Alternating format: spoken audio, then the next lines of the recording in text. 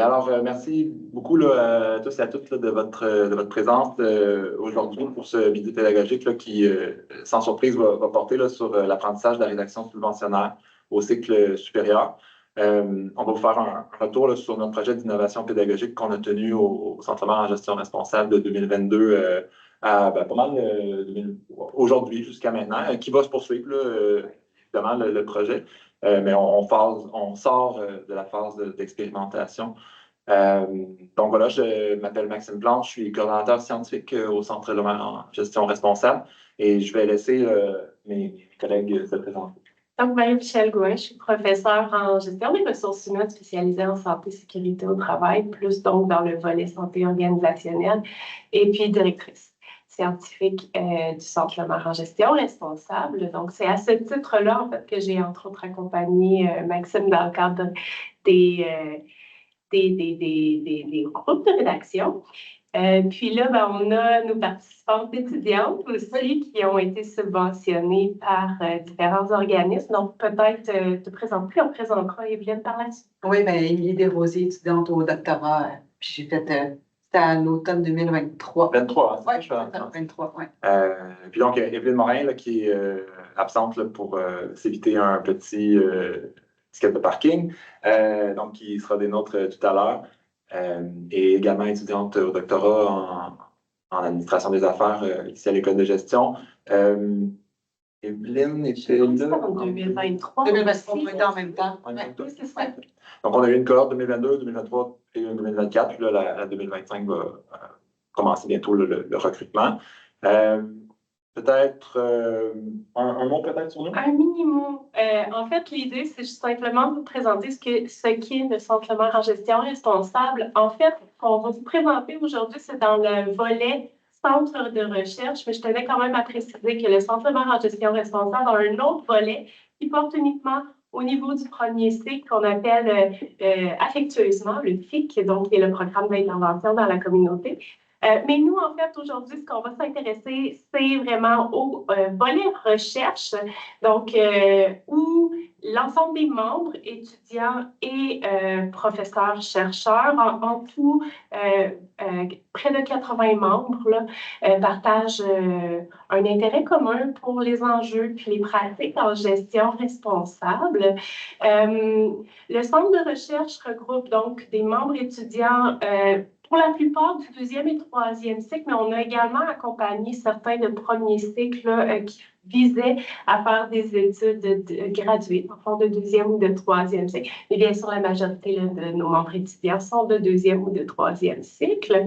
Peut-être simplement souligner le fait qu'on a des expertises très, très variées. Hein? En étant en gestion responsable, on traite de développement durable, de responsabilité sociale en entreprise, également de finances responsables, de santé organisationnelle. Donc, on a tout plein de problématiques et puis de pratiques qui touchent ces différents éléments-là. Et donc, on a des membres qui viennent d'horizons très variés, là. Donc, oui, de l'école de gestion, mais également de droit, de la FMSA, donc de la faculté de médecine et de sciences sociales, puis également certaines collaborations avec Génie. Donc, voilà pour l'aspect présentation. À la toute fin, puis là, j'ai bloqué le QR simplement pour m'assurer que vous nous écoutiez. Mais à la toute fin, vous allez avoir un code QR qui va pouvoir vous mener vers la présentation, puis également vers plus d'informations sur le Centre Lemar en gestion responsable pour ceux et celles qui sont intéressés. Donc, voilà. Merci beaucoup. Vous allez voir, là, ce portrait-là, interdisciplinaire, va avoir son importance là, quand on va parler de l'implantation un peu du programme et des enjeux que ça peut poser par rapport en lien avec la thématique là, de la rédaction subventionnaire plus précisément. Le plan d'implémentation est assez classique. On va vous rendre compte un peu de la démarche de création, l'analyse de besoins, puis un peu l'étude des initiatives existantes que nous avons faites pour essayer de glisser rapidement là, vers plutôt le design pédagogique, le milieu d'implantation. Donc, qu'est-ce qu'on a fait, quelle approche on a pris, comment c'est construit exactement, et finir avec une section là, sur quels apprentissages on a tiré, les itérations qu'on a faites au niveau des ajustements d'une cohorte à l'autre, les retombées, les impacts perçus, puis surtout, c'est à ce moment-là là, qu'on on voudrait écouter Ben et Émilie là, pour leur témoignage là, sur leur participation au groupe de rédaction et nous fournir des pistes de rétroaction. Et donc, on terminera avec une période de discussion. Un peu de poutine. N'hésitez pas à nous interrompre pendant la présentation si vous le souhaitez. Si vous préférez attendre après, il n'y a pas de problème aussi. Pendant la présentation, il y a Shaima avec nous que je remercie, qui va jouer le rôle de modératrice. Donc, nous ne nous voyons pas à l'écran, mais si vous levez la main, là, Shaima sera en mesure de vous distribuer la parole et de nous interrompre. S'ils veulent envoyer des questions peut-être sur le chat. C'est excellent. C'est une excellente façon aussi pour ceux et celles qui préparent cette méthode-là. Donc, n'hésitez pas, on veut que ce soit interactif, que ça ne soit pas un monologue, là, donc ça va nous faire plaisir. Normalement, un problème n'est pas réglé. Oui. Bon, il n'y a pas de problème. Bon, t'as une bonne demi-heure. Non, je teste, ouais. Donc voilà, pour le plan de présentation. Avant de décider de créer un groupe de rédaction au cycle supérieur pour la préparation des demandes de bourse, la démarche de création qu'on vous présente, là, elle va sembler très, très linéarisée. Ce n'est pas du tout le cas. Ce n'est pas comme ça exactement que ça s'est produit. Mais pour le compte-rendu, on va le faire ainsi. Essentiellement, il y a, comme vous le savez, c'est difficile de parler d'études supérieures en recherche sans parler de financement. Puis souvent, ce financement-là, il prend la forme de demandes de bourse à des organismes comme le CRSH ou le FRQSC. Et dans notre démarche de création, il y a deux besoins qui sont ressortis. Le premier, c'est un besoin d'accompagnement et de formation. De la part des étudiants et des étudiantes au cycle supérieur, là, qu'ils le soient déjà ou qu'ils soient prospectivement là, au bac et en train de se diriger vers la maîtrise. On a toujours, je pense que c'est pour ceux et celles qui ont fait des études supérieures là, parmi vous, toujours passé par des demandes de bourse. On a toujours appris aussi sur le tas, pas mal. Et c'est particulièrement vrai pour la première demande de bourse qui intervient selon les domaines, selon les trajectoires de carrière, dès la troisième année du bac, début de la troisième année du bac pour les plus précoces, à début de la maîtrise, voire au doctorat, selon les domaines. Et ça c'est reflété par une étude, en fait, que j'aime beaucoup, qui a été menée en 2017 dans le monde anglo-saxon, plusieurs pays, un très gros échantillon, où le constat était qu'il y a environ seulement 15% des acteurs du milieu universitaire qui reçoivent une éducation formelle en matière de rédaction académique. Rédaction académique, là, dans le sens où l'auteur de l'étude le prend, c'est vraiment rédaction scientifique, thèse, mémoire, article, et rédaction subventionnaire combinée. Ce qui fait que c'est pas beaucoup. Là. Surtout pour la rédaction subventionnaire, on pourrait présumer que parmi ce 15%-là, si on était capable d'avoir des données désagrégées, ce serait beaucoup plus faible, de l'ordre de peut-être 5%, à mon avis. Et donc, c'est dire que pour la très grande majorité des étudiantes et des étudiants, la première demande de bourse, elle s'effectue sur un mode essai-erreur. Et ça, c'est de plus en plus problématique là, dans un monde où le taux de compétition dans les concours subventionnaires est vraiment élevé. Et donc, la marge d'erreur pour les étudiants et les étudiantes est souvent perçue comme étant moins grande. Et donc, dans ce contexte-là, on a vu émerger, à mon avis, là, au cours des peut-être 15 dernières années, un encadrement plus serré. Puis Mme Michel pourra peut-être en témoigner, des étudiants et des étudiantes dans leur préparation, dans l'encadrement de leur demande de bourse. Il y a beaucoup de collègues là, qui font ce travail-là en faculté, donc vous pourrez aussi peut-être en témoigner. Et le défi corrélatif que ça pose, en fait, pour le corps professoral, en tout cas pour les directions de recherche, c'est vraiment un défi de conciliation de la tâche. Plus il y a d'étudiants et d'étudiantes qui ont cette demande de soutien-là, plus ça devient difficile là, de concilier ça, surtout dans les périodes où les demandes de bourse atterrissent là, à la rentrée d'automne. Donc, dès qu'on a plus que 2, 3 étudiants à superviser là, pour leur demande de bourse au cours d'un même concours, ça devient assez difficile pour le corps professoral. Nous, au Centre Lemaire, c'est en tout cas le son de cloche qu'on avait des collègues, et c'est un peu ce qui nous a allumés là, sur qu'est-ce que l'on pourrait essayer de faire pour aider les profs à alléger leurs tâches, rendre ça viable, mais aussi pour accompagner donc les étudiants et les étudiantes qui le souhaitent. Donc, de laisser personne derrière d'une certaine façon. C'est pour ça, c'est pour ça qu'on a fait une analyse un peu de l'offre existante. Les initiatives qui existent, là, j'ai pris les journées de rédaction ici à l'Université de Sherbrooke, mais il y a beaucoup d'autres activités de type semi-formel qui existent dans chacune des universités. Taisez-vous, évidemment, en termes de rédaction structurée, de rédaction facilitée, et un modèle là, précurseur qui est vraiment un leader. Là. Je salue Justine Anne là, qui est avec nous là, de Taisez-vous aujourd'hui. Je suis vraiment très content que vous puissiez être avec nous. Donc, des activités de type semi-formel, d'une part, puis il y a aussi des activités plus formelles. Et là, on pense à vraiment, là, j'ai mis le centre CR+, là, ici à l'Université de Sherbrooke, mais tous les services de développement professionnel au cycle supérieur, développement des compétences transversales, chaque université a un service comme ça. Je pense entre autres aux saisons là, de la Faculté des études supérieures et postdoctorales à l'Université de Montréal, mais bon, chaque université a son modèle, où ce sont vraiment plus des cours crédités qui sont le véhicule de la formation à la recherche. Les initiatives que l'on a recensées en 2021 partageaient, à notre avis, deux lacunes principales. Une lacune en termes de contenu de formation qui est surtout orientée vers la rédaction scientifique. Et c'est bien correct, là. Je pense entre autres les journées de rédaction qui sont dédiées spécifiquement à ça. C'est un besoin, en particulier la rédaction des mémoires et des thèses, l'apprentissage des bonnes habitudes et des bonnes compétences de rédaction. Donc, c'est pas du tout un reproche, mais on faisait le constat que pour ce qui était de la dimension, pas nécessairement technique de la rédaction, subventionnaire ou scientifique, mais la rédaction, l'aspect social, c'est-à-dire l'aspect pratique social qu'il y a dans la rédaction subventionnaire, c'était mal couvert. Ce que je veux dire par là, pratique sociale, en fait, c'est que le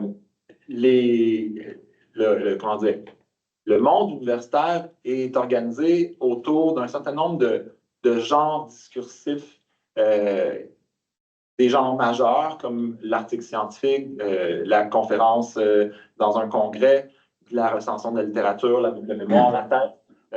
Qui ont un certain nombre de codes, c'est assez clair, puis c'est bien connu. Mais il y a aussi un certain nombre de genres mineurs. Là, vous voyez la proposition de recherche que j'ai placée en rouge. Mais tous ces genres-là, à l'image des genres littéraires en littérature, ben, il y a des codes, des normes, des attentes qui varient de l'un à l'autre. Et donc, c'est pas parce qu'on apprend à rédiger un article scientifique ou une mémoire d'une thèse que l'on sait quelles sont les prescriptions, les attentes, les normes pour être en mesure de rédiger une bonne proposition de recherche. Et c'est là qu'on se rendait compte, c'est que pour les étudiants, bien que les organismes donnent un certain nombre d'indications de contenu, il y a des normes à la fois disciplinaires, mais aussi, disons, transversales là, qui sont communes à tous les domaines pour ce qui est de comment est-ce qu'on rédige ça. Je vous donne un exemple très simple. Généralement, une demande une proposition de recherche ou une demande de bourse qui est avec un devis de type plus quantitatif, on va se rendre compte que c'est complètement différent dans la construction de la proposition de recherche.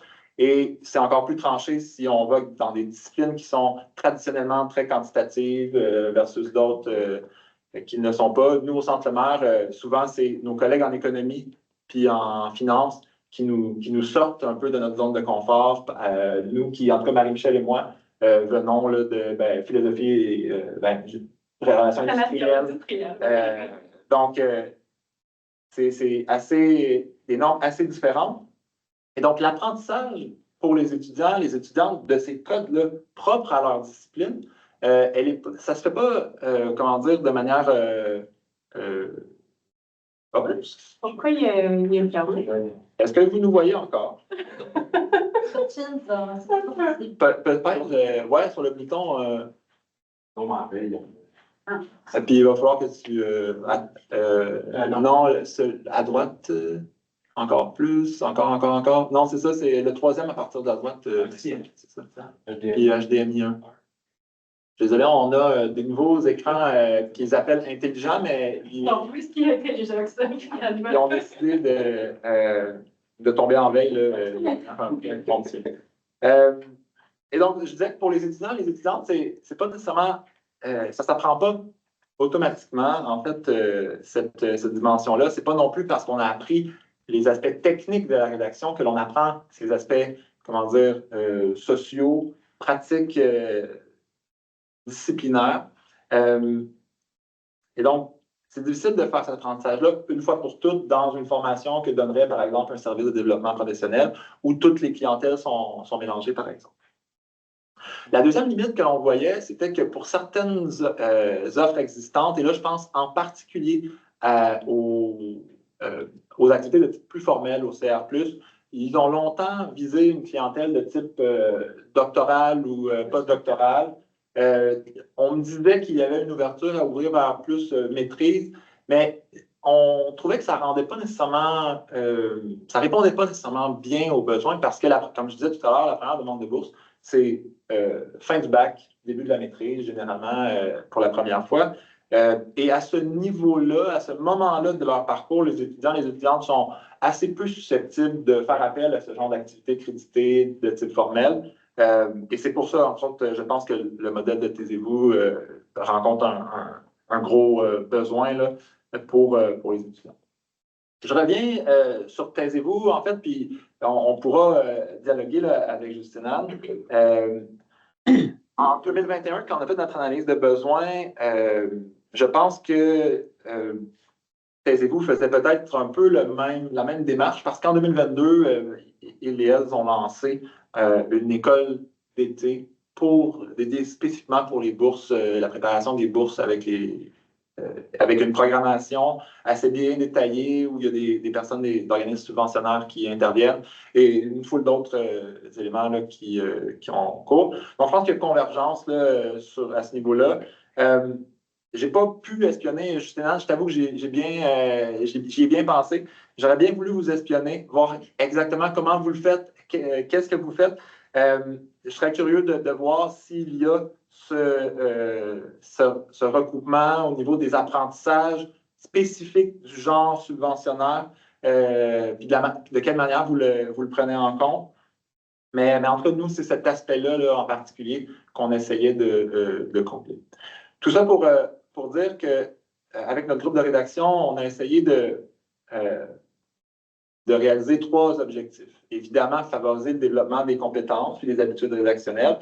Et là, vous comprenez qu'on a une définition maximaliste de compétences rédactionnelles, c'est-à-dire à la fois le technique, mais aussi le disciplinaire, ou en tout cas le plus normatif. Et ensuite, favoriser le recrutement et la persévérance au cycle supérieur en recherche. Donc, 2 choses. Le recrutement, pourquoi le recrutement? Parce que nous, comme centre, évidemment, ça nous positionne avec une offre supplémentaire pour venir bonifier l'environnement de formation de nos étudiants, leur offrir une valeur ajoutée là, à se joindre comme membre. Et la persévérance au cycle supérieur en recherche, parce qu'il y a un lien assez évident entre l'obtention de financement puis la poursuite des études. Et parce qu'on pense que le groupe de rédaction a la possibilité ou le potentiel d'amener plus de demandes, plus d'étudiants au bout de ce processus-là par la prise en charge là, sur le long cours, là, 7 ou 8 semaines tout de même. Et un troisième objectif, j'en ai parlé, qui est celui de mutualiser les ressources professorales d'accompagnement et de demande de bourse. Donc, de faire en sorte de sauver un peu d'énergie en poulant nos ressources. Pour ce qui est du design pédagogique et du milieu d'implantation, il y a 3 éléments là, de manière préliminaire sur lesquels je voudrais attirer votre attention. Et ensuite, on va vraiment plus rentrer dans comment on l'a constitué, le groupe de rédaction, et comment ça fonctionne dans les faits. Mais je voulais revenir sur 3 éléments qui me semblaient distinctifs, pas nécessairement dans l'absolu. Il y a plein d'autres initiatives qui ont certains de ces éléments-là, mais la conjugaison de ces 3 facteurs-là nous semblait originaux. La première chose, c'est évidemment une approche expérientielle. Les étudiants travaillent des demandes de bourse, mais ils le font non seulement de manière expérientielle, mais ils le font en contexte réel. Et c'est leur propre demande de bourse avec vraiment un intérêt direct à ce qu'elle soit bien faite et bien faite. Et donc, on n'est pas dans un contexte simulé comme on voit, par exemple, dans un certain nombre d'activités au CR+, des ateliers de formation où là, on prend des demandes, on les décortique, puis on essaie d'apprendre de cette façon-là. Deuxième aspect, c'est vraiment qu'au niveau de la manière là, de l'animation, on essaie vraiment de s'inspirer des principes du co-développement. Donc, co-développement, un petit groupe de personnes que l'on met ensemble qui sont dans un champ de pratique relativement homogène. Et là, le champ de pratique, pour nous, ce n'est pas les différentes disciplines, parce qu'il y a de l'hétérogénéité dans ça, mais c'est vraiment la pratique de chercheur. C'est cette transversalité-là qu'on vient chercher. Et l'idée du co-développement, c'est vraiment de les mettre dans une situation où l'intelligence collective, ils vont pouvoir s'entraider parce qu'ils ont un certain horizon de besoins et de problèmes qui sont assez similaires, et qu'il va pouvoir y avoir donc émulation, puis partage de ressources, de trucs, etc. Donc, ces 2 éléments-là au niveau pédagogique. Puis, sur la question de l'implantation, on a parlé tout à l'heure de normes disciplinaires, à quel point ça joue un rôle important dans l'apprentissage des codes des différents genres, que ce soit au niveau de la rédaction scientifique, c'est la même chose pour les articles d'ailleurs. Mais on trouvait qu'entre les niveaux institutionnels et facultaires qui sont où il y a une hétérogénéité au niveau des normes et des pratiques disciplinaires, puis peut-être aussi une taille qui fait que si on crée des groupes de rédaction avec l'ambition de former les étudiants et les étudiantes à chacune de leurs normes dans leur discipline en vigueur, pour le formateur, c'est peut-être pas réaliste ni même souhaitable. C'est pour ça que le centre mère, c'est-à-dire tout ce qui est labo, groupe, centre, etc., sont de dimensions intermédiaires et jouent un rôle structurant auprès des étudiants en recherche avec une thématique qui est relativement ciblée. Généralement, une programmation de recherche, donc des normes disciplinaires qui sont pas toujours homogène, il y a quand même beaucoup de diversité, comme on en parlait, mais ça reste peut-être à un niveau plus gérable que le niveau institutionnel, puis le niveau facultaire. Un élément sur lequel on avait accroché, c'était qu'en 2017, le Comité intersectoriel étudiant des fonds de recherche du Québec avait fait une consultation sur le développement des compétences en recherche des étudiants et des étudiantes pour voir est-ce que les initiatives existantes institutionnelles là, répondaient aux besoins. Puis les répondants et les répondantes avaient vraiment répondu que ce qui était en vigueur en termes d'initiatives et de services n'était pas nécessairement adapté aux réalités puis aux besoins de la relève en recherche.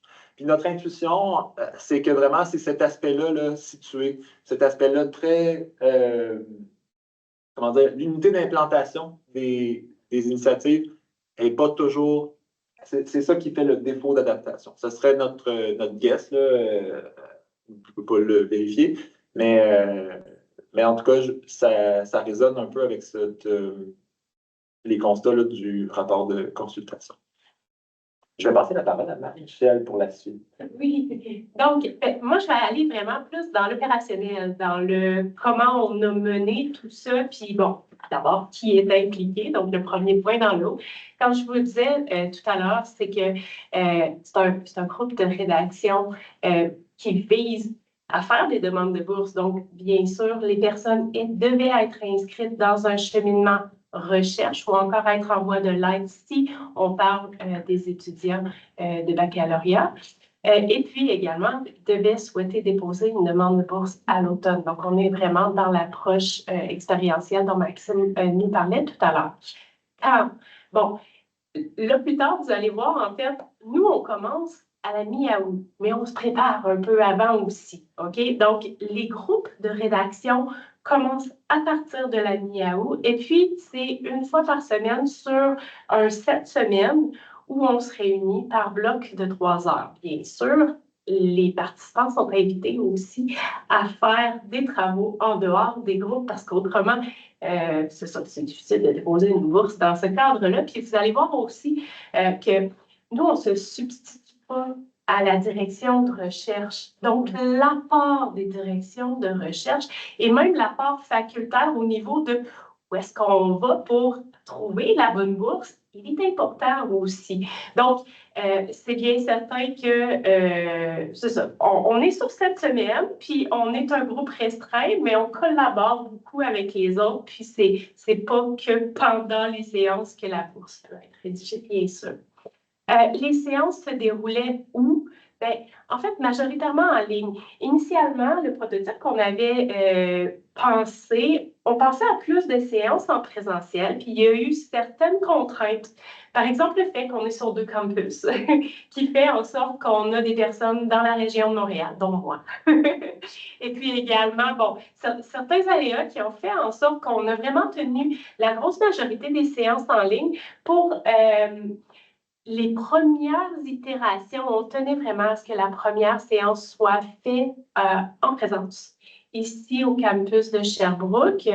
Et puis, l'idée, en fait, c'était de construire un peu l'esprit de groupe, puis de mettre en place les bases nécessaires à un échange qui soit efficace et tout. Mais en réalité, cette année, ça s'est déroulé entièrement à distance, puis on a quand même eu une belle communauté. Donc, c'est à revoir. Nous, on s'améliore toujours d'itération en itération, mais ça reste encore un élément qui nous questionne, en fait. On pourra peut-être en rediscuter à la toute fin. Pour les tailles des cohortes, en moyenne, on a accueilli 8 participants. On visait à peu près une dizaine de participants. Puis je vous dirais que le prototype a été créé pour entre 10 et 15, gros maximum à 15. Clairement, il faut le réadapter. Parce que ça demande quand même beaucoup d'investissement de la part des animateurs au niveau des rétroactions et tout. Donc, je vous dirais que 8 participants en moyenne, principalement cette année où j'étais en études et recherche, Maxime n'a pas chômé.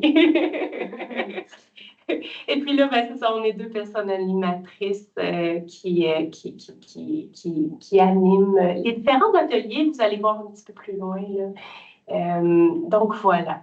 Ce que vous voyez à l'écran, c'est la séquence macro comme telle du prototype de rédaction.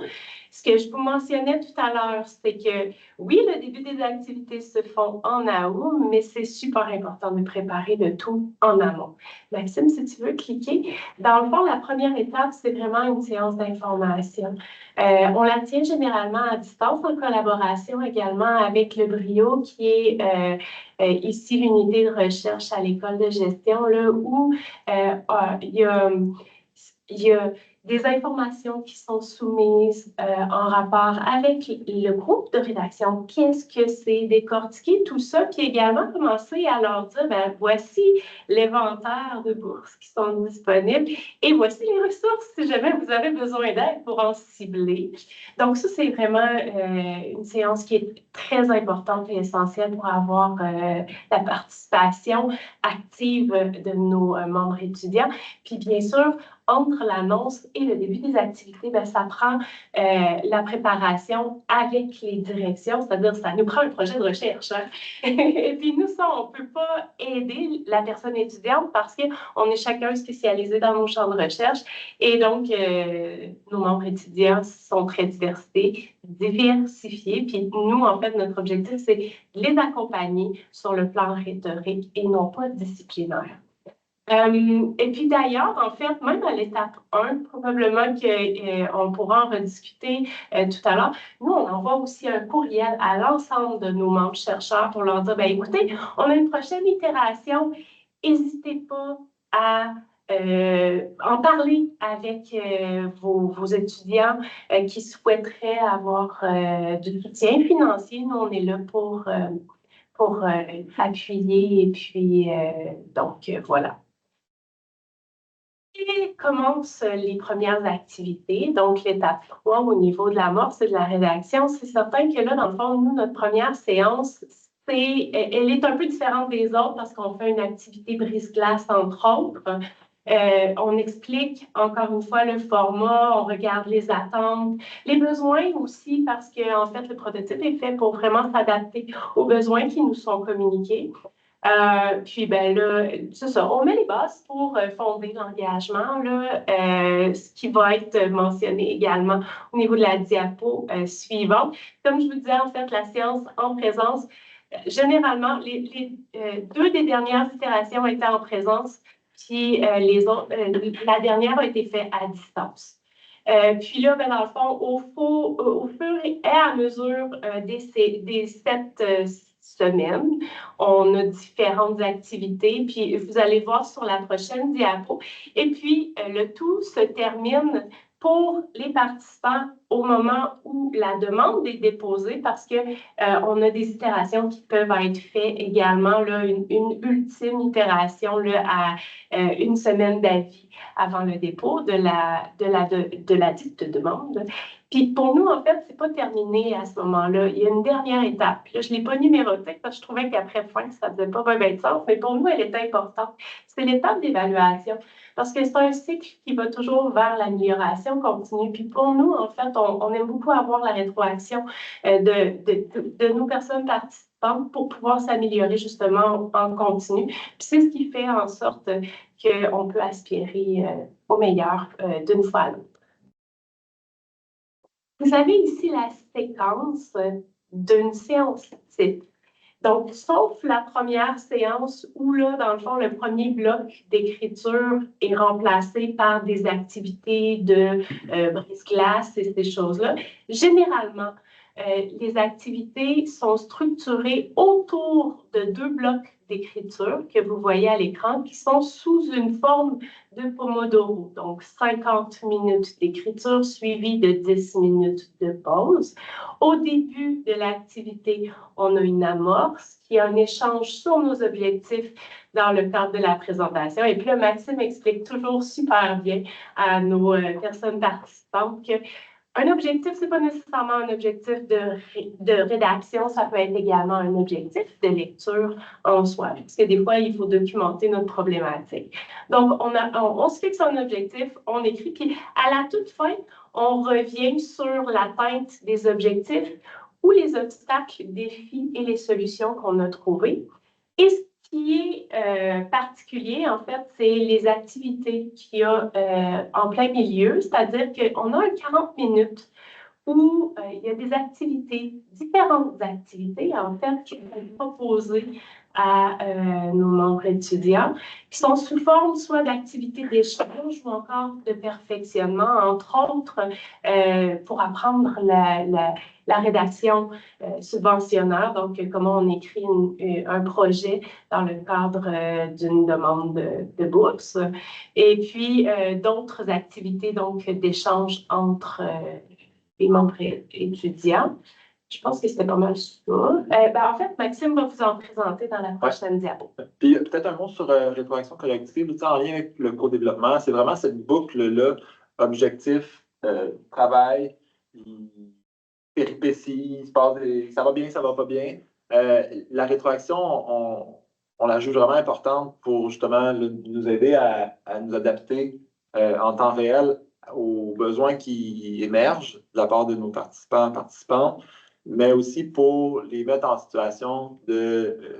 l'aspect collectif est important de cette rétroaction-là. On veut pas on veut pas qu'ils nous partagent des défis en individuel, mais le collectif, on souhaite vraiment le cultiver pour que ce partage-là se fasse le partage de défis et de solutions puisse se faire là, de manière collective. On pense que c'est important là, et c'est vraiment comme ça qu'on le voit. Puis en fait, probablement nous en reparler tout à l'heure, mais tu sais, l'idée, je pense, lorsqu'on rencontre des obstacles, ce qu'on se rend compte, nous, c'est que d'itération en itération, généralement, les mêmes défis reviennent. Puis c'est rassurant dans un sens pour certaines personnes étudiantes de pouvoir voir que je suis pas tout seul à rencontrer cette problématique-là. Puis ensemble, ben, c'est plus facile de trouver des solutions. Fait que ça a un côté rassurant aussi, je pense. On en rediscutera tout à l'heure. Au niveau des ateliers, ça a relativement varié d'une cohorte à une autre, mais je vous dirais que dans la dernière année, là, donc 2024, on a atteint ce qui me paraît être pas mal une stabilisation au niveau de nos ateliers. Vous avez la liste, est-ce qu'il en manque? Je crois qu'il en manque peut-être un, je ne me souviens plus lequel. Mais vous avez un bon échantillon, en tout cas, et dans le plan de formation là, que l'on remet aux étudiants et que vous pourrez, qu'on mettra à votre disposition, là, vous aurez la liste là, complète. Donc, les ateliers qui varient là, beaucoup. On décortique d'une part la structure rhétorique d'une proposition de recherche avec les étudiants. On fait un atelier de type dans l'œil du dragon, là, qui est un genre de pitch de leur proposition de recherche. Un atelier plus vers la fin de parcours sur les pièges de rédaction là, avec les collègues du service d'aide à la rédaction et à la communication efficace de la Flèche. On invite un évaluateur à venir nous parler de son expérience pas seulement son expérience en tant qu'évaluateur, mais vraiment de ce qu'il voit comme étant les erreurs fréquentes puis les bons coups là, dans les demandes de bourse qu'il évalue. Puis une évaluation par les pairs aussi, où on essaie de mettre les collègues étudiants et étudiantes dans une situation d'avoir à fournir une rétroaction qui est claire, qui est concise aussi, puis surtout qui est constructive. Je reviens peut-être sur vraiment les deux premiers, la structure rhétorique d'une proposition de recherche, puis dans l'œil du dragon. C'est les deux aspects, en particulier le premier, mais les deux aspects qui nous permettent d'aller travailler justement vraiment plus les codes, les normes qui sont propres au genre, proposition de recherche. Il y a beaucoup de disciplinaires, mais il y a aussi beaucoup de transversales. Là. Je dirais là, les empreintes digitales d'une proposition de recherche en termes de les études en communication appellent ça des moves, là, des moments argumentatifs ou des fonctions communicationnelles ou des fonctions pragmatiques. Il y a plusieurs manières de le nommer. Moi, je l'ai traduit par manœuvre rhétorique. Là. Dans une proposition, là, à l'écran, vous avez un exemple de ce que je fais avec un genre de pédagogie explicite. Là, fait qu'on annote en temps réel avec les étudiants la proposition pour essayer de faire apparaître pas tellement le contenu du message, mais la fonction des différentes sections ou blocs de texte pour essayer de leur montrer que, en fait, ça se construit de manière assez typique, une proposition de recherche. Une fois qu'on connaît les différentes manœuvres, justifier le besoin de recherche, revendiquer le potentiel de son projet, expliquer quels sont les moyens que l'on va prendre. Et là, ça, c'est beaucoup plus aidant pour les étudiants qui ont une carte routière plus précise que les indications des organismes subventionnaires, puis qui est valide pour pas mal toutes les disciplines. Vincent.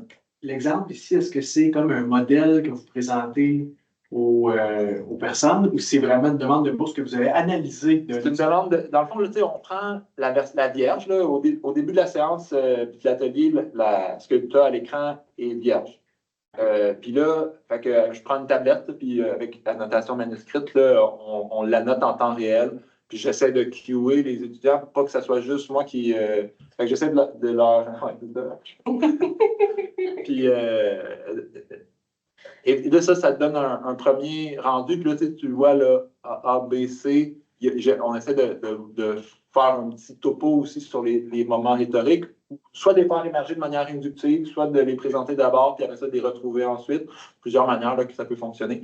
Mais oui, on l'analyse Si vous ensemble. faites ça avec toutes les demandes de tous les étudiants, On en c'est fait, le modèle que vous avez Ça, choisi. c'est le modèle qu'on a choisi, qui est particulièrement typique. Genre, OK, genre c'est ça ma question. Comment vous avez choisi ce modèle? C'est une demande de... c'est une demande Vous avez trouvé gagnante, assez dans le bonne, fond, OK. qui est, ça, c'est de niveau maîtrise. L'avantage du niveau maîtrise, c'est sur une PAC. Donc, ça force à à être très concis. Puis pour nous, ben, ça a la vertu de tout voir, ça rentre sur l'écran de manière simple. Fait qu'il y a des petites raisons comme ça. Je me souviens de prendre avec les étudiants aussi des propositions qui ont des défauts. Ça aussi, ça fonctionne. Un exemple, c'est pas nécessairement un exemple à suivre, puis il y a du typique dans les deux, fait que ça permet d'aller travailler des choses. Avec les pièges de rédaction, l'atelier des pièges de rédaction, souvent, en fait, la dame qui nous accompagne prend connaissance de certains exemples. Puis, en fait, c'est qu'on voit une belle évolution dans les propositions. Puis, nous, ce qu'on fait, c'est qu'on envoie une première proposition. Puis là, ben, il y a plusieurs erreurs à l'intérieur. Puis, ce qu'elle peut faire par la suite, c'est la dame de l'ARC. Oui, hein. c'est ça. Oui, mais c'est Lars. J'ai oublié qu'est-ce que ça veut dire. Ah oui, aide à la rédaction et à la communication efficace. Donc, cette personne-là qui est spécialisée là-dedans, en fait, a l'inventaire de différentes demandes qui ont été faites au tout début, puis peut ramener les erreurs les plus fréquentes, puis faire un retour avec eux là, à cet effet-là. Fait que c'est amené, bien sûr, de manière constructive, là, parce qu'autrement, il pourrait y avoir des résistances, là, mais en utilisant également les premiers brouillons, ben là, on voit bien, en fait, la gradation, la progression, c'est le mot que je cherche. Puis pour l'autre atelier signature là, dans l'Inde du Dragon, là, qui est vraiment calqué sur le modèle de l'émission là, que vous connaissez bien, cet atelier-là aussi a une fonction pédagogique importante pour nous parce que il y a un certain nombre d'ingrédients dans une proposition de recherche qui sont typiques, mais il y a aussi, comment dire, c'est un acte de langage différent. C'est-à-dire que pragmatiquement, un article scientifique, ça rend compte d'un projet qui a été réalisé. C'est pas du tout la même chose dans le cas de proposition de recherche. C'est une promesse que l'on fait. C'est une promesse. Je vous présente ce que je vais faire. Je vous dis que ça vaut la peine de m'encourager, que vous faites-moi confiance. Puis je vous donne un certain nombre d'arguments, mais dans un espace limité pour pouvoir le faire. Tandis que vraiment, l'article rencontre dans le moindre détail la méthodologie et les résultats. On n'a pas de résultats, donc il faut promettre.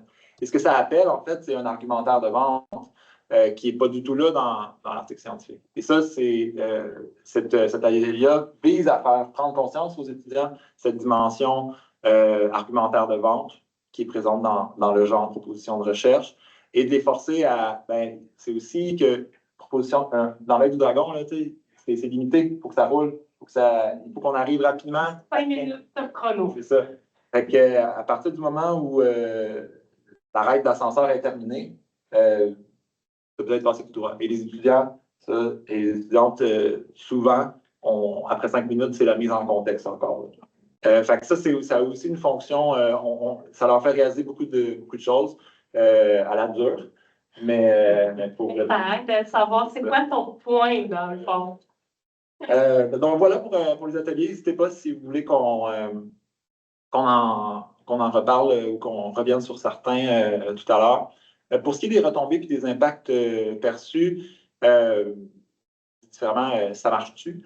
Il y a deux approches qu'on pouvait prendre pour répondre à cette question-là. La première, c'est vraiment une approche quantitative. Est-ce que ça permet d'augmenter le nombre de demandes déposées puis le nombre d'octrois? C'est difficile pour nous de répondre à cette question-là parce que, bien évidemment, on n'a pas de groupe témoin. Puis la méthodologie d'évaluation qu'il aurait fallu mettre en œuvre, ben, on n'avait ni les moyens, ni vraiment, pour être tout à fait honnête, le désir d'aller là.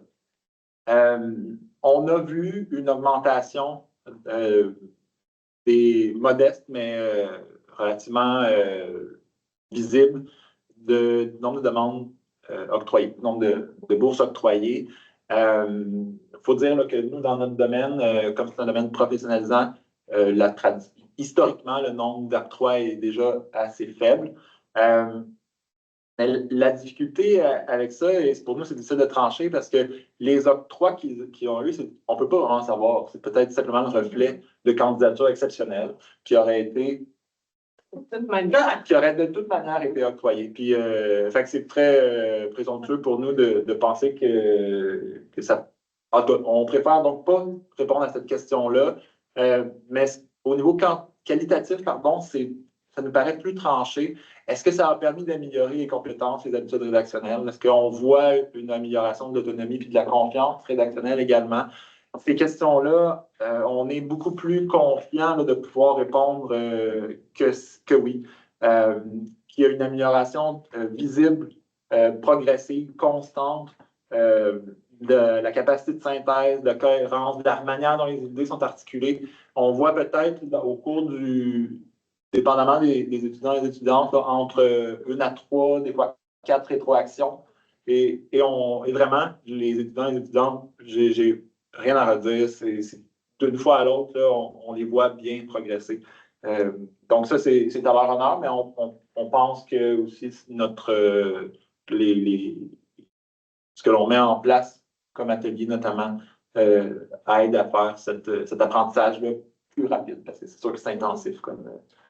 Moi, j'ajouterais qualitativement, là, vous êtes bien au niveau individuel de chaque étudiant, mais en termes organisationnels, c'est un soutien qui est offert de plus. Fait que juste le fait que vous offrez ça, ça a quand même beaucoup de valeur là, dans ces termes-là. Merci. Puis c'est vrai que nous, on ne l'a pas posé de cet aspect-là, mais oui, comme centre, c'est vrai qu'on aurait pu faire aussi l'évaluation de... Est-ce qu'on a répondu aux besoins? Oui. Puis est-ce que ça... Je ne sais pas si on peut appeler ça le service à vie étudiante, mais ça fait partie quand même d'un soutien. Oui, nous, ça modifie le soutien que l'on offre à nos membres étudiants. Puis c'est sûr que c'est une grosse pierre dans cet aspect-là, avec les bourses étudiantes que l'on offre dans notre... puis qu'est-ce que je voulais dire aussi? Au niveau de on voit aussi, je pense, une persévérance accrue. C'est assez rare qu'il y ait des gens qui... Il y a des gens il y a de l'attrition dans le groupe certaines années. Généralement, je vous dirais que les personnes à qui ça arrive, c'est des personnes pour qui le travail de préparation durant l'été, c'est-à-dire de délimitation du projet de recherche avec sa direction, n'a pas été fait. Et là, quand arrive la mi-août, ça démarre vite, puis les personnes vont se trouver rapidement larguées là, pour cette personne. Fait que ça, c'est vraiment une condition, dont il viendra une des conditions clés de fonctionnement du groupe, c'est la préparation des étudiants avec leur direction. Ça, nous, on ne peut pas le faire. C'est vraiment c'est pas dans notre cours, là, on ne peut pas tout prendre sur nos épaules non plus. Donc, voilà. Une petite slide pour vous montrer un peu le mécanisme de... Oui, je suis désolé, c'est pas très gros, là. J'avais de la difficulté à le grossir plus. La rétroaction qui a été fournie par la première cohorte, là, donc 2022, du groupe de rédaction, là, pour vous donner un peu un aperçu de, pour nous, ça a été rassurant. Là, il y avait beaucoup d'indicateurs au bleu ou au vert, là, dans ce cas-ci. Les participants ont notamment mentionné le climat du groupe, la rétroaction bienveillante et détaillée, puis la nature habilitante des apprentissages, là, comme étant les éléments. Là, ça, c'est l'aspect quantitatif là, du questionnaire, mais dans le qualitatif, c'est ces éléments-là qui sont sortis. Mais évidemment, ça, c'est un questionnaire bien froid. C'est pour ça qu'on a invité Théodine puis tiens, peut-être que ce que je peux faire, c'est que je vais arrêter le partage pour que, si vous voulez ouvrir vos caméras pour le bénéfice de nos collègues là, qui vont présenter. Ça sera apprécié. Il y avait des questions à répondre. Veux-tu poser des questions à répondre? On y va organiquement. Allez-y organiquement en fonction de ce qui vous intéresse. Ok. Ou sinon, tu peux t'adresser la question. Moi, je me souviens plus des questions que. OK, ben, je vais. Tu sais, ce que je peux te dire, là, peut-être pour cadrer ce qu'on a demandé à Émilie et à Evelyne, c'est pas de venir faire une éloge, vraiment pas. C'est vraiment de fournir leur appréciation critique. Donc, on est là parce qu'on pense que le groupe de rédaction est pertinent, répond à un besoin, mais après ça, puis c'est ça, on veut s'améliorer. Fait que la commande, c'est vraiment lâchez-nous. Et lâchez-vous. Ouais, parfait. OK. Ben, Evelyne, qu'est-ce qui t'a poussé à participer? C'est ça, ça, c'est la première question que Maxime nous avait demandé de témoigner. Moi, ce qui m'a poussée à participer, c'est ma directrice de recherche parce que elle m'encourage fortement à subventionner mon projet de doctorat, à avoir le plus d'opportunités possibles. Fait que, tu sais, j'aurais aimé ça que ça vienne juste de moi, mais principalement, ça venait d'elle. Puis c'est là, pour moi, où le rôle de la direction est fondamental. Parce que probablement, quelqu'un ne m'avait pas poussé et je me serais dit, ah, ben oui, regarde, peut-être, non, non, non. Fait que, c'est ça. Fait que moi, c'est essentiellement ça là, qui est un point culminant. Émilie, c'est la même chose. Non, ben Marie-Luc, elle m'en avait parlé de ce groupe-là. Déjà en 2022, mais je n'étais pas prête. Puis finalement, en 2023, j'ai embarqué. Mais moi, c'est vraiment parce que j'avais 4 demandes de bourse que je faisais en parallèle. Fait que, les différents formulaires, les différents documents. Fait que là, j'étais vraiment, ben, pas mêlée, mais les sites ne sont pas intuitifs. Il y a énormément, en tout cas, celui du CRSH, énormément d'informations. Là, tu te dis comment je vais réussir à me retrouver dans tout ça. Fait que c'est ça que je venais chercher, une espèce d'appui de structure pour m'aider là-dedans. Puis moi, faire des demandes de bourse, c'est pas quelque chose qui m'excite et que je trouve motivant. Fait que je venais chercher aussi dans ce groupe-là qui était structuré. Si je mettais 3 heures par semaine minimum, mais qui était mis dans l'horaire pour m'aider à avancer là-dedans. Non, c'est intéressant. Ben, c'est drôle que tu dises ça parce que au fil des cohortes, c'est vraiment un besoin. J'en ai pas parlé parce que ça ne porte pas sur la proposition de recherche comme telle, mais vraiment, il y a des étudiants à chaque année qui prennent le relais un peu puis qui sont un peu plus en confiance avec soit l'interface technologique des organismes, soit les prérequis. Des fois, c'est des gens qui ont déjà fait une demande de bourse et qui connaissent un peu ce qui est demandé. Fait que c'est le fun, on a une équipe Teams dans laquelle les étudiants peuvent des fois juste poser une question sur le formulaire, sur les critères d'admissibilité. Puis de cette façon-là, ben, peut-être que ça décharge un petit peu nos collègues en faculté. C'est pas dur pour moi, mais en tout cas. Fait que, c'est ça, la deuxième question, c'était qu'est-ce qu'on est venu chercher? C'est ça, la première peut y répondre en partie, là. Mais moi, en fait, c'est ce que je suis venue chercher. Je ne savais pas trop qu'est-ce que j'allais venir chercher parce que j'étais ouverte, Nathalie, oui, vas-y, ok, j'y vais, parfait. Puis, je savais que, bon, j'allais venir chercher un certain feedback pour bien remplir ma demande et tout ça. Mais moi, ce que j'avais les plus dans les apports qu'on va traiter, juste après les retrouver. OK, tu passes la parole. Oui, avec toi, qu'est-ce que moi, c'était surtout le coaching plus individuel. Justement, Maxime, tu avais lu beaucoup de mes documents. J'avais travaillé beaucoup avec Vincent l'année d'avant pour mes demandes. Donc, moi, c'est vraiment ça qui m'aidait. Tout ce qui était relecture de documents pour les pousser le plus loin possible. Puis, toute l'aide aussi pour la structure, autant des textes, la structure de mon temps, puis comment je divise les différents morceaux, puis qu'est-ce qui va où.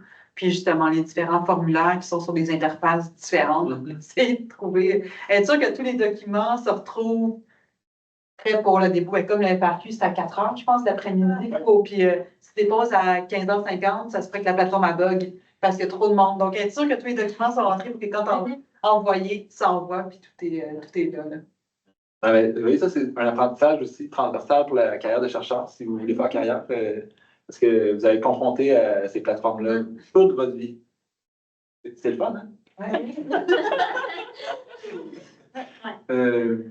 La question des apports, qu'est-ce que vous avez trouvé? Oui, puis attendez. Ben moi, je divise ça en deux grandes catégories. Il y a l'apport plus technique, compétence, puis il y a l'apport relationnel. Hein? plus, là. Fait que, premier, si je pars de tout ce que ça m'a apporté, bien évidemment, ça m'a guidée dans la rédaction. Fait que, tu sais, justement, comment bien écrire sa proposition de recherche, que ça soit convaincant, comme tu disais, les idées de vente ont été beaucoup poussées à réfléchir sur comment se vendre, si je peux dire ça comme ça, là. Puis ça, je pense que c'est vraiment important parce que moi, je sais que dans mon style d'écriture, j'avais tendance à pas mal, je sais pas normal, pas assez convaincante en général. Fait que là, ça m'a permis de peaufiner ça. Et un apport, bien, je sais que Vincent, je sais pas si c'était peut-être pas dans l'activité, mais le fait de se vendre, puis ça, c'est une des choses vraiment importantes, ton expérience. Tu sais, moi, j'avais un profil particulier au niveau de mon expérience, c'est un retour aux études, je veux financer ma recherche.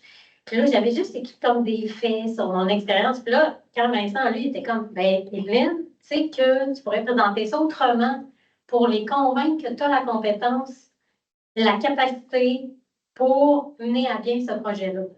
Puis ça, c'est une des améliorations que je propose, c'est le volet expérience. Il n'est pas beaucoup abordé et je pense que c'est un point important. Parce que, tu sais, je me souviens de CRSH, comment on a appliqué ça. Bien, il m'a fait des suggestions, je l'ai appliqué, puis ça a vraiment bonifié ma recherche, là. Puis je suis sûre que ça a participé à convaincre les évaluateurs que moi, oui, bon, j'ai un CV en recherche un petit peu, mais mon CV transversal d'incompétences comme gestionnaire que j'ai acquises vont me permettre de gérer ce projet-là puis de me mener à bien. Voici pourquoi.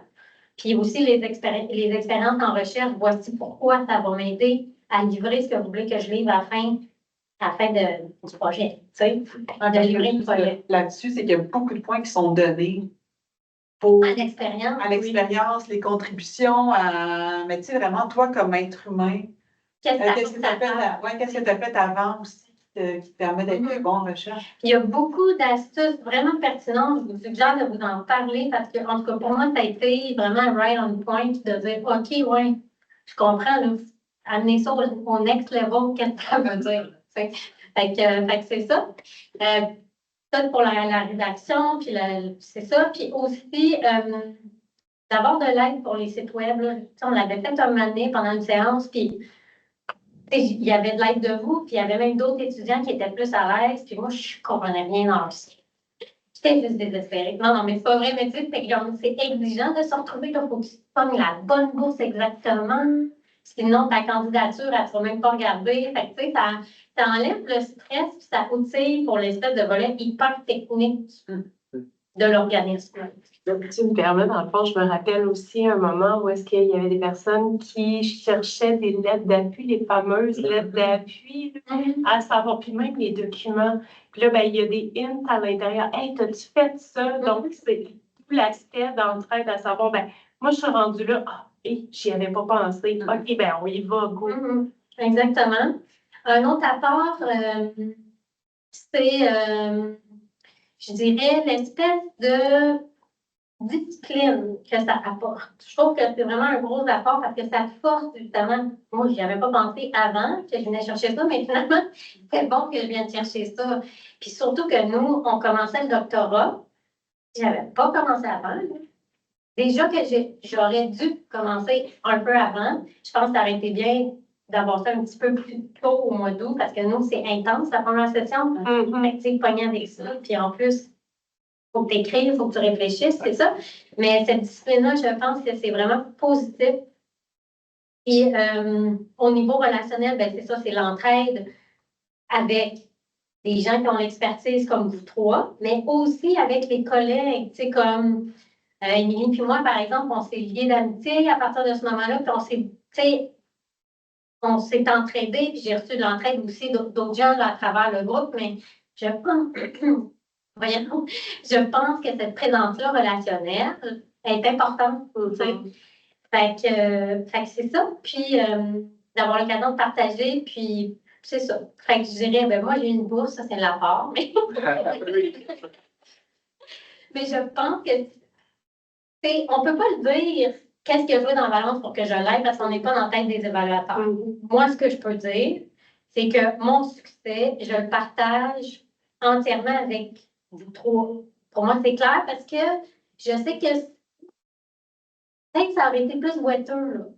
Puis peut-être quand, Sofiane nous l'avait dit, lui, il était évaluateur, il était venu comme témoigner, et soyez clairs, soyez concis, soyez directs, puis là, on a eu de l'aide, puis vendez-vous, fait que, dans tous ces conseils-là, puis Vincent a aussi fait une révision finale pour être sûr que, bon, j'ai tout, puis mais moi, je suis pas un spécial, mais en tout cas, il m'a vraiment aidé là-dessus. Ben, tout ça mis ensemble, c'est des ingrédients favorisants. Après ça, moi, que j'ai amené ça à table avec mon expérience en recherche, puis tout ça, oui, je l'ai fait avant, puis j'ai participé à des congrès, ça a aidé, mais tu sais, pour moi, c'est très complémentaire.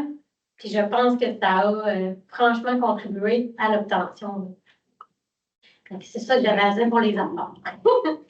Bon, ben, j'avais acheté des petits points. Moi, la directrice, ça me parle tout le temps de la cohérence. Fait que je pense que c'est vraiment ça, tu sais, d'avoir une meilleure fluidité dans tes textes, puis de t'assurer que tout est cohérent, que tout se tient, qu'il n'y a pas de... Ben, c'est ça, la cohérence, tu as nommé beaucoup de choses. Je pense que je rajouterais aussi, je pense qu'il y avait, comme quand on a commencé le DBA, c'était tellement intense. Moi, j'étais contente d'avoir commencé mes demandes de bourse, comme même au mois de mai, juin, avoir commencé à placer les morceaux, parce que j'avais commencé à la mi-août. Même si j'avais fait une petite entente avec ma directrice, je pense que ça, surtout pour les demandes qui sont, c'est quel mi-octobre. Ouais. Nous, la session a tellement commencé intense. Puis je me souviens qu'on avait les rencontres en virtuel. Il me semble que c'est le mardi après-midi. J'avais un cours de 3 heures le matin. Là, l'après-midi, je restais ici avec les néons. J'en avais mal à la tête. Ça marchait plus, là. Ça marchait plus. Je décrochais un petit peu. Mais c'est ça. Fait que de peut-être suggérer pour ceux qui sont dans des programmes, ceux qui sont en 3e année de bac, ceux qui sont en maîtrise, qui sont rendus en rédaction, qui rentrent au doctorat l'année prochaine, sont peut-être un petit peu plus, je vais mettre des gros guillemets, lousses en termes d'horaire. Mais ceux qui rentrent au DBA, leur suggérer de commencer vraiment plutôt à placer les morceaux parce que oui, puis ça, c'est important. Ouais. Parce que moi, mon sujet de thèse de doctorat est la continuité de mon mémoire. Puis ça fait une grosse différence. Et moi, je la regardais chômer, là, puis elle, c'était des nouveaux sujets pour qu'elle s'approprie la littérature. Moi, ma littérature sur mon sujet, j'en connais quand même un bon fondement. Et ça l'a accéléré. J'avais des choses écrites, tu sais, que je pouvais m'inspirer. Comment j'ai écrit ça dans mon mémoire, OK. C'est toute ma problématique. Je n'avais pas besoin d'aller chercher des nouveaux trucs, puis de les lire, et de les analyser. Je les connais. Fait que, tu sais, oui, j'ai rajouté certaines références puis tout, parce que bon, je fais un projet légèrement différent, mais c'est quand même une continuité. Puis si j'avais commencé mi-août, je pense pas que j'aurais réussi. Parce que, oui, tu lis quand tu fais ta demande d'admission au doc, mais tu sais, je veux dire, tu lis pas comme si tu avais fait un mémoire. C'est pas ça, tu sais. Fait que je pense que je sais qu'il y a toute l'histoire aussi, les étés et les vacances. Là. Fait qu'il y a ces contraintes-là, puis je pense que c'est super important de prendre des vacances puis tout. Mais c'est vrai que pour certains, peut-être qu'il y a moyen de commencer ça, je ne sais pas quand, mais plus tôt. Je pense que ça peut favoriser le fait de faire sa demande au complet. Parce que des fois, on entre dans ça un peu naïvement, en sachant pas que ça va représenter, comme un peu dans le doc, mais version vraiment mini. On sous-estime peut-être que ça va représenter. Puis là, tu embarques dedans. Oh shit, OK, ouais, là, il faut que je fasse telle lecture, il faut que je fasse telle affaire. Oh, puis là, la liste allonge. Puis là, tu commences le doc, puis la liste allonge aussi. Fait que, tu sais, à un moment donné, tu te dis, bon, ben, je choisis mes compas, puis je vais peut-être lâcher, tu sais. Mais juste, il faut que tu fasses le CV comme un Canadien. La première fois que tu le fais, c'est long, là. Oui. Il faut que tu sais. Et si tu dis, ça va prendre 2 minutes, comme j'ai juste à prendre mon CV sur Word et à le transférer, c'est pas ça du tout. Heureusement, il va disparaître. Donc, c'est plein de petites choses comme ça, oui. Oui, Puis on va parler d'apport. Si vous aviez des choses à faire autrement, oui. Qu'est-ce que ça serait? Puis si vous avez des questions là, pour ceux et celles qui sont à distance, là, et pour nos deux collègues, n'hésitez pas là, à les cuisiner. Ben, moi, j'ai plusieurs choses à améliorer. C'est ça. Voir pour certains candidats au niveau de l'horaire, qu'est-ce qui est possible de faire comme étape plus tôt, peut-être, à réfléchir dans tous les cas. Aborder le volet expérience, Ça, je reviens là-dessus, je sais que je l'ai dit, mais c'est super important parce que ça va être 40% de ta note. Ouais, c'est ça. C'est une grosse partie des points, puis moi, j'ai eu la chance que ça soit analysé par un expert. Pas de mon expérience, mais du processus. Fait que c'était ça, j'avais besoin, tu sais. Fait que ça, c'est bien. Fait que comment mettre Vincent en contribution là-dessus. Sinon, aborder plus, je sais pas si c'est une bonne suggestion, mais genre ça attend. Ça a été fait beaucoup dans l'esprit du FRQSP, nous, à notre époque, du moins. Et là, moi, j'ai déposé aux deux parce que les deux sont en même temps. Tu dois modifier très peu de choses. Fait que puis moi, c'est CRSH que j'ai eu. J'étais comme, je sais pas, CRSH, FRQSP est fait. Puis là, ben non, Nathalie était comme, non, Evelyne, tu vas te mettre les deux par tête CRSH. Fait que là, je l'ai fait. Puis c'est ça que j'ai eu. Fait que j'ai l'impression que. Est-ce que tu veux dire beaucoup fait pour le FRQSC? Oui. Mais qu'est-ce que tu veux dire par là? Ben, c'est juste que, tu sais, les demandes sont un peu différentes, hein. Ouais. Fait que, tu sais, justement, moi, le volet expérience, il était d'une certaine façon dans le FRQ. Dans le CRSH, il a fallu tweaker. Il faut que tu le fasses autrement. C'est pas pareil. Pour le projet de recherche, je me souviens plus des nuances. Sûrement qu'il y en a, mais il y a certaines nuances. Puis je pense que ça vaut la peine de regarder un peu ces nuances-là pour encourager les étudiants à appliquer aux deux. Parce que le temps de travail de plus que ça va leur demander, que ça va leur demander, mais je veux dire, ça vaut la peine. Je pense que ça peut. Et moi, on m'avait dit aussi qu'il y avait mais là, une personne me dit ça. Est-ce que c'est vrai ou pas? Mais qu'il y avait comme une philosophie un peu différente, FRQSC puis CRSH, au niveau de quel genre de demandes de bourse sont acceptées à l'un ou à l'autre. Comme moi, FRQSC, je n'ai pas coté si fort que ça. Mais CRSH, j'ai eu vraiment une bonne note. Donc là, je me dis, il y a quelque chose, puis c'est le même projet, puis grosso modo, les mêmes informations qui étaient mises de l'avant. Donc, est-ce qu'il y a quelque chose que le FRQ valorise plus? Là, je sais qu'il y avait tout l'aspect EDI qui ont beaucoup mis de l'avant dernièrement. Est-ce qu'il y a quelque chose qui permettrait de faire des demandes plus gagnantes? Oui, parce que, tu sais, je pense que ça augmente le potentiel d'octroi. On peut bien se contenter. Les étudiants ne sont peut-être pas conscients, c'est ça que je me questionne. Ben, moi, je n'étais pas consciente en tout cas. J'étais comme, non, ça va être assez. Non, si tu vas augmenter tes chances puis vraiment financer ton doc, ça ne veut pas dire que tu vas l'avoir. Puis ça, je pense que c'est un point vraiment important. En première année de doc, je sais que des fois, c'est plus difficile parce que tu te compares avec les autres qui ont plus d'expérience en recherche, tu as moins de chances d'être choisi, puis d'être sensibilisé à ça. Je pense que c'est important. Je ne m'en souviens plus si vous l'aviez fait, mais c'est quand même important. Mais aussi d'être sensibilisé au fait qu'ils regardent, essaye-toi pour les deux. Je pense, puis j'aimais une hypothèse, vous aviez toutes les deux des candidatures avec expérience auparavant. Fait que, dans le fond, vous ne sortiez pas des bancs d'école. Puis l'idée, dans le fond, c'est de vraiment mettre cette expérience en valeur-là. Puis nous, en fait, c'est ce qui est particulier aussi à l'école de gestion, puis dans notre centre en général, on a beaucoup de candidats qui reviennent après avoir été gestionnaire ou après avoir exercé le droit même. Donc, c'est quelque chose qu'on doit effectivement prendre en compte. Je peux ajouter une petite nuance au niveau là, du nombre de programmes, c'est que les étudiants ne sont pas nécessairement admissibles à tous les programmes de bourse aussi. Oui. Dans le cas du CRSH, les étudiants internationaux ne peuvent pas déposer de demande dans ce programme-là. Donc, il faut juste faire attention dans la manière qu'on fait la promotion de ces programmes de bourse-là. Il y a toujours des critères pour vérifier l'admissibilité. Au niveau de la durée, aussi, après un certain nombre de mois d'études, les étudiants peuvent pas toujours déposer. Donc, dans certains cas, oui, c'est bon de réinvestir, optimiser le temps qu'on a mis sur la demande, puis l'adapter aux critères. Oui. Mais dans d'autres cas, y aller avec des programmes qui sont généraux et qui ont une admissibilité large, je pense que c'est une bonne stratégie. Là.